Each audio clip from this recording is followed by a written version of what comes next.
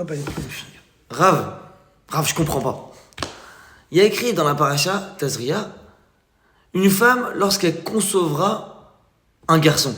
Je sais pas, pourquoi on dit pas, et après on dit voilà, elle est tamée 7 jours, etc. Pourquoi on dit pas un garçon, enfin on dit pas un enfant en règle générale, que ce soit un garçon ou une fille? Ah, ça c'est une bonne question. C'est une bonne question.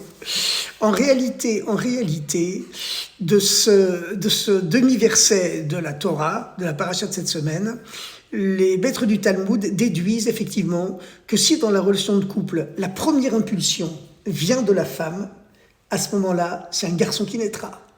Et si la première impulsion vient de l'homme, dans ce cas-là, ce sera une fille.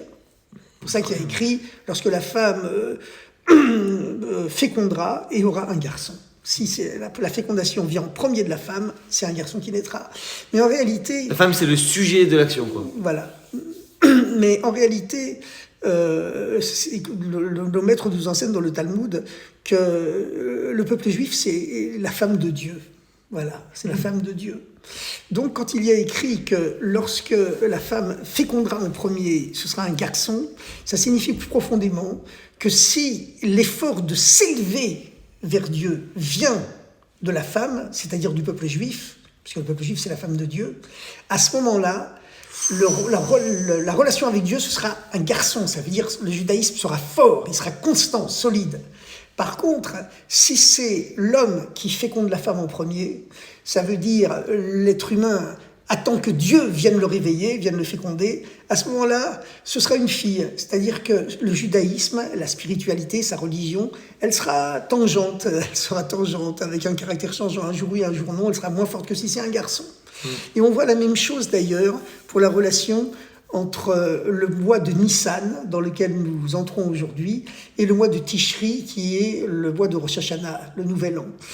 Les maîtres demandent quand le Messie viendra. Est-ce qu'il viendra en Nissan ou est-ce qu'il viendra en Tishri?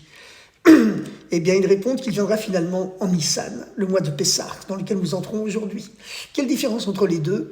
C'est que le mois de Nissan, Dieu a libéré gratuitement le peuple juif. Il a fécondé le peuple juif, il est descendu sur l'Égypte, sur le peuple juif, et il a libéré le peuple juif sans que celui-là n'ait fait vraiment un effort véritable. Tandis que le mois de Tishri, c'est le mois où les êtres humains, les juifs, font l'effort de s'élever vers Dieu par eux-mêmes.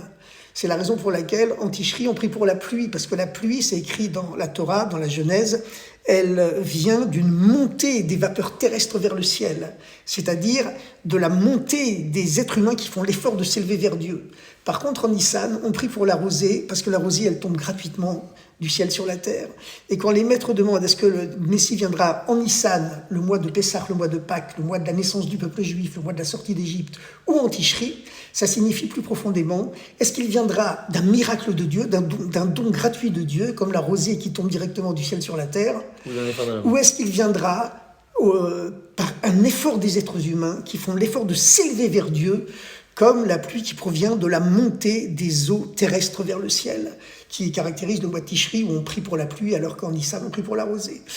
Et donc, finalement, ce sera un cadeau de Dieu. En vérité, ce sera un cadeau de Dieu, mais la nouveauté, ce sera que lorsque les êtres humains, toute l'humanité reviendra vers Dieu pour les temps messianiques, parce que dans les temps messianiques, ce sera l'humanité entière qui deviendra l'épouse de Dieu. Parce que toute l'humanité se tournera vers Dieu. Ça ne veut pas dire qu'ils seront juifs, mais ils serviront Dieu, chacun avec sa conscience personnelle.